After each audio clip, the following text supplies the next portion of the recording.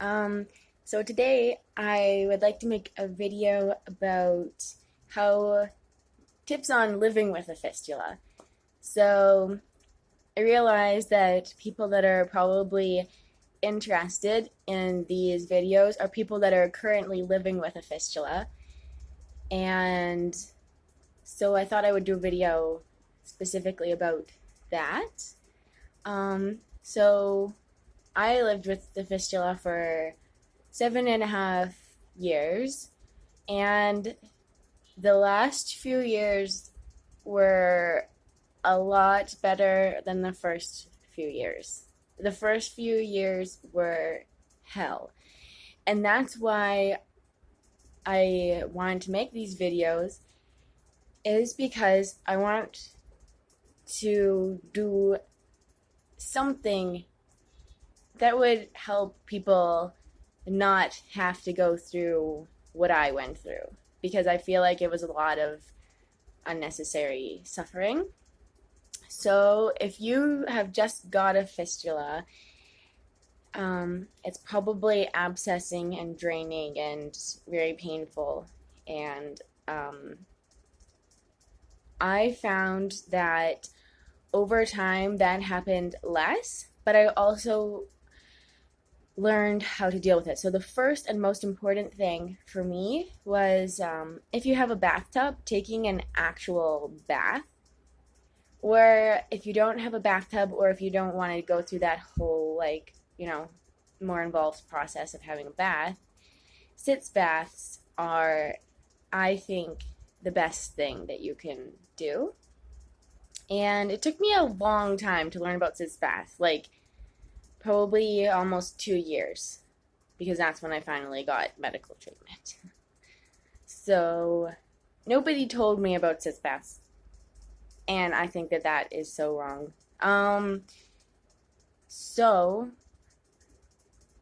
What I did with that was I didn't actually use the Sitz bath thing that is an actual specific product, but you can use those too. You can buy an actual Sitz bath that you basically just put over the toilet seat so that you can kind of sit in it as if you're sitting on the toilet. So I didn't like that personally, but a lot of people use those, and that's kind of good too if you're not so flexible. But what I did was I just got a regular bucket, like a round bucket from the dollar store or whatever, and I just squat so that my butt was in the bucket. And this is always something I felt kind of embarrassed about doing, so I'd kind of hide that. But I couldn't live without it. So what I did was I just got that bucket, I filled it up with the water. I found if it wasn't hot enough, it didn't do very much. So it has to be pretty hot, not so that you're hurting yourself or burning yourself, but experiment with the temperature, because I found if it was just kind of warm, tepid water kind of thing, it just didn't really do much of anything. So it had to be pretty hot for me, but not so hot that you can't stand it. Just the hotter, the better, as long as it's still a comfortable thing. And I would put Epsom salts in it, and I would dump in probably a quarter to half a cup. I didn't measure them, but I would buy big bags of Epsom salts from the pharmacy, drugstore, or whatever. And also I put in tea tree oil, just a few drops of that, because the Epsom salt will draw out, so it will help draw, basically the pus or the poison out of the wound or whatever. And the tea tree oil is a disinfectant. So you could probably use a different kind of disinfectant, betadine or whatever.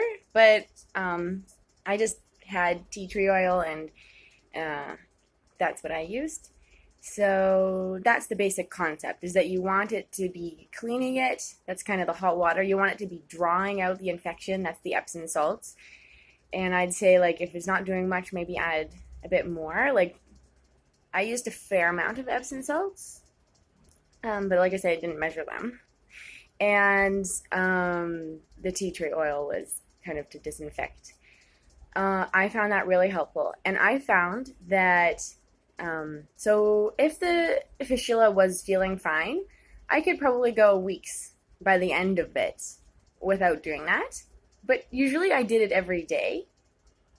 Like, I would just do it in the evening or the morning or whenever I had the time to kind of keep the fistula in a state of comfort. So even if it wasn't really inflamed or infected, I would still do it just to kind of keep it at that good baseline kind of level where it wasn't bothering me. And if I did feel, so for me, after a long time, I started to identify the feeling of like pressure. So it wasn't like a full blown abscess, but it was like pressure. And as soon as I started to feel that there was any kind of pressure like that, I would do a Sitz bath. And I would probably do them for about 10 minutes or so. And shorter is also okay, like 5 to 10 minutes, I think is probably about right. And like 5 minutes is probably recommended, and I would do 10 for like, that's what I did. So, yeah, so I would do a Sitz bath. And then if it still wasn't quite feeling right, 15, 20 minutes later or whenever I next got the chance, I would do another Sitz bath. Like, I would do them, sometimes I would do a series of like 3, like 45 minutes or whatever apart, and then continue to do them like one later in that evening, and then like I would do them frequently until that feeling of pressure went away. Sometimes if I just did one, it wasn't enough. I would have to do more. So I became pretty obsessed with Sitz baths. Like, you can probably tell that by what I'm saying. But during Sitz baths, and it takes 10 minutes, and if you're at work or whatever, obviously you have to wait until you go home. But as soon as I got home, that's what I would do. So, and if you work in an office or something, you might be able to do one there. Like, I was working outdoors, like, not with that kind of facility. So, depending on your workplace, you might be able to swing something where you could do it at work. With one of those littler ones that go on the toilet seat. I don't know. That's for you to kind of discover. Anyways, Sitz baths were, to me, the most important thing. I would do them as often as I could if I felt anything, because I wanted to prevent that abscess. Because once the abscess is happening, it's a lot harder. So I found that even if I felt the teeniest tiny little bit of irritation, that's what I would do. And I found that when I was walking around, especially if it was hot out, because there was like discharge from the fistula, it would get very itchy and uncomfortable. So if that happened, I would also, as soon as I got the chance, which could have been like that evening, do a Sitz bath. Also, carrying around those kind of wet wipe sort of things, or any of those little kind of flushable wipes. Like, you can get them in the feminine section, you can get them in the beauty section, you can even use like diaper stuff for babies or whatever. They're all kind of the same. So I would just get like a little pack of whatever kind, and it doesn't really matter as long as it's something soothing. And those, if that itchy thing was happening or if there's discharge, were better for cleaning. Because toilet paper, because it's so dry and scratchy, can be very irritating. So also, if there's irritation for the fistula, I would say, like, do your best not to use toilet paper. And if you have, like, a shower, sorry if any of my, well, anyways, I didn't tell everybody that I was doing this, but I would go in the shower and just spray off with that flexible hose kind of nozzle. Or if you have a bidet, obviously that's way better. But most homes in, like, North America and I don't know about Europe don't have that. So I would use that in the shower and obviously clean off the, like, didn't really get the shower. It was fine. But that was what I did instead of toilet paper because the toilet paper can make things worse. So if you're having any problems with abscessing or irritation, I would say do your best to clean with water. If you can't clean with water, clean with those wipes. Because the toilet paper is very dry and it's sort of scratchy. So I would consider using water instead. Like if there's any irritation happening. And so other things that I tried. So I did try this thing where you drink turmeric, coconut oil, and milk. And to me, I couldn't really tell whether that helped or not. Like, I didn't get abscesses while I was doing that. And I do understand the concept, which is that when you're drinking all that turmeric, the turmeric passes through the fistula. Like, there's always this, well, often this small amount of stool that makes its way into the fistula instead of the colon and coming out the right way. There's often like this tiny bit that comes out the fistula. So the idea is that if you eat a lot of turmeric or like drink it in this drink, that will be present in the stool. So when it goes through, instead of creating this infection, it will have the antimicrobial qualities of the turmeric present. So that can help reduce the inflammation and the infection through that method. So I didn't get abscesses or anything while I was doing that. Everything felt clean, but I was trying to close the fistula by doing that because I had read that was possible. So I was looking for more than just not being irritated, but it wasn't irritated at that time. So I would say if you're having irritation, that's a concept that makes sense, at least. So it's probably worth trying. And those are anti-inflammatory things. So that's another topic, which is food. So when I got this fistula, I was a college student. I was eating like, pizzas out of the freezer and like all this crappy food. Like not exclusively crappy food, but I was eating a fair amount of crappy food. So, and I just didn't know. It sounds stupid, but I didn't really know any better. And I didn't really understand that was a problem. So, and I think that's pretty common. I would say if you're having any problems with abscessing and your fistula, look at your diet. Don't eat sugar. Like, don't eat excessive starch or processed foods. I found a huge difference in the way that I felt as well as the fistula when I stopped eating that processed crappy food. And I'm pretty sure the reason why is because it affects the microbial environment in your intestines. And if there's inflammation in your intestines, and I was diagnosed with Crohn's, but I'll get to that later. But eating those anti-inflammatory types of food instead of the inflammatory types of food made a huge difference in whether the fistula got infected. So if you're having abscessing and stuff, I would suggest going off at least sugar. Because because the thing is that the abscess is filled with bacteria and sugar feeds bacteria. So those kind of white flours, sugar, pasta, those pizza, those things with a lot of carbs, and especially sugar, are feeding bacteria and feeding inflammation. So in the future, I'd like to do more specific kind of research, but what I can tell you is like, it makes a huge difference if you lower the overall kind of bacterial overgrowth and inflammation in your body. It's a great way to help the fistula get less inflamed. And that's where turmeric and coconut oil milk kind of thing combination comes in. Unless you're really sensitive to milk, then use something else. But the turmeric and the coconut oil are both very anti-inflammatory. So that's where that can come in. It's just to do things to reduce the overall inflammation and bacterial overgrowth in your body. Taking probiotics could also be helpful, and just to keep the digestive system itself healthy, because I feel like it's connected. Like your fistula is connected to your digestive system. So I would say, like, if you're having any digestive problems, address those, and that's probably going to help with the fistula too.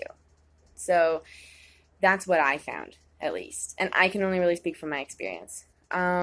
So what else? For women, I did find that the days before starting menstruation, the fistula was more sore, and then that would go away. So I would often be afraid that an abscess was starting, but actually it turned out I think it's hormonal changes. So if you're a woman, you might find that you need to be more doing more of the sitz baths if it's the first few days before your menstruation. That's something you could kind of observe. And I found that antibiotics, after a while, I just could not tolerate them. Like, they would make me very sick.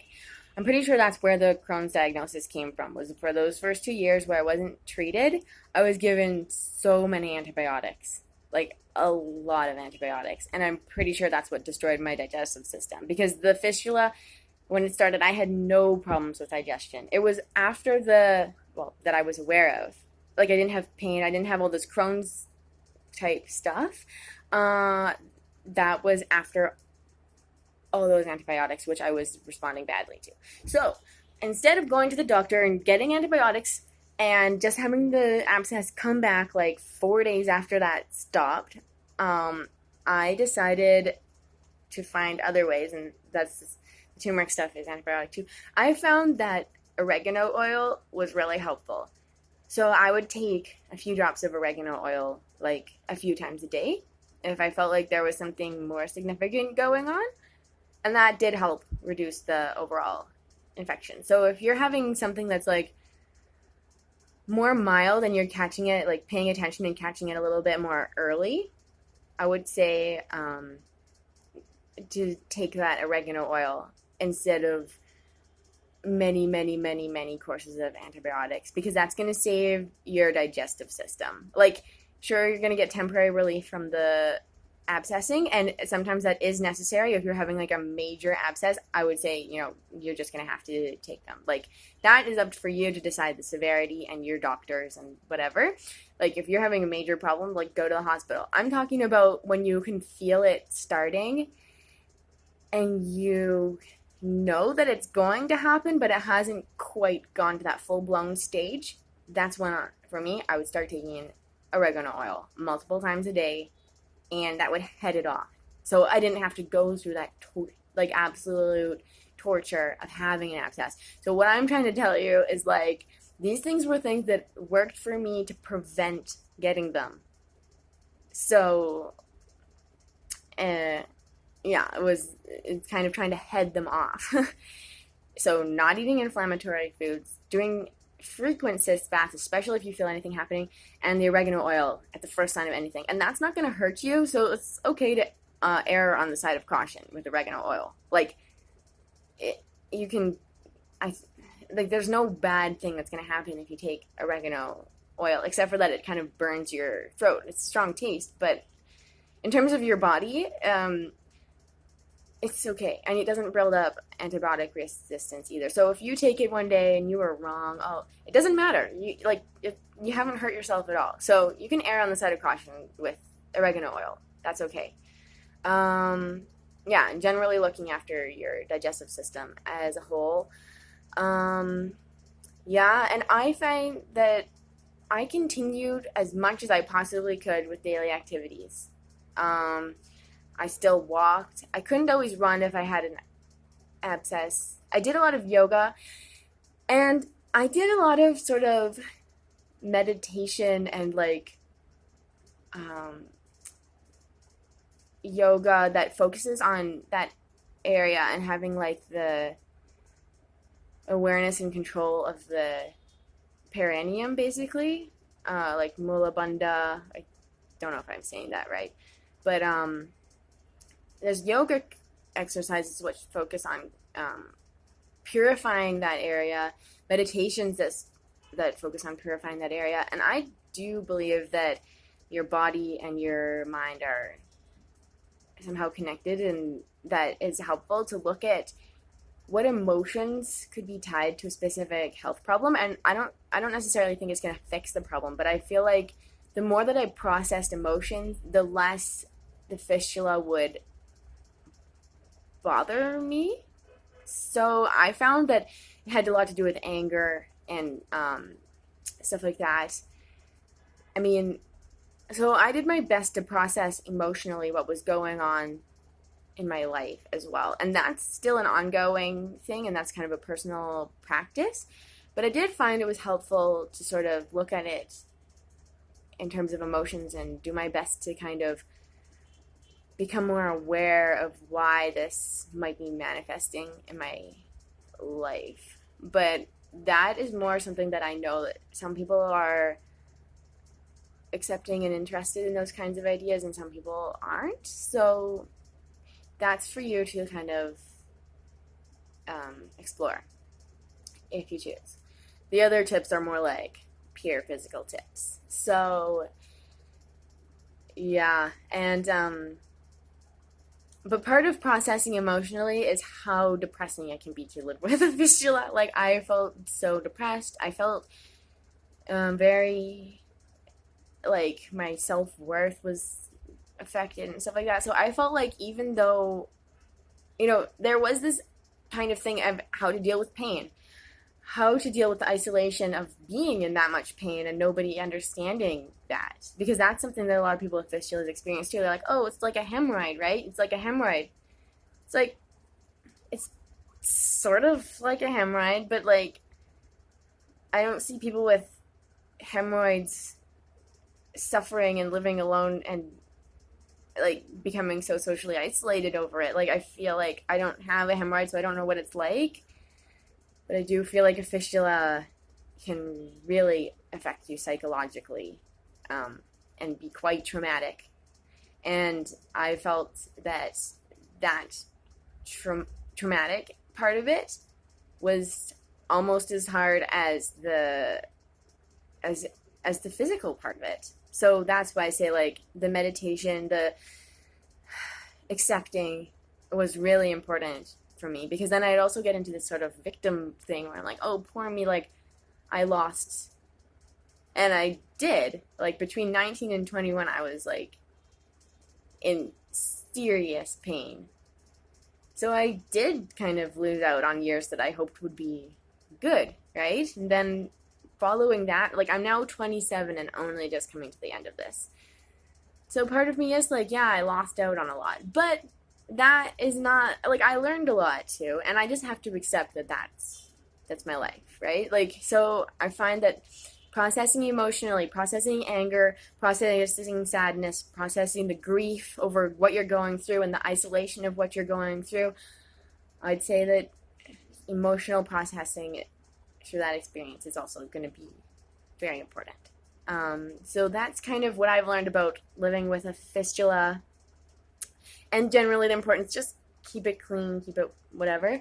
And you can take or leave any of this. And this is just me trying to help those who are still going through this experience with whatever I kind of found helpful for me. And if you have any questions, please let me know. If there's anything that I could be more clear about, or that you're interested in a more detailed explanation of, just let me know. And I really hope that this can help you to suffer less while you have the fistula. And I would say, for me it was Shara Sutra, but I'd find a way to, fix the fistula and move on with your life. And yeah, so this is just a video for those who are currently living with one. And I really wish you all the best. I really do understand how hard it is. And I just know that, things are going to get better. And yeah, I really hope that you heal sooner rather than later. Okay, thanks for watching, and you can leave any stories or personal experiences in the comments too.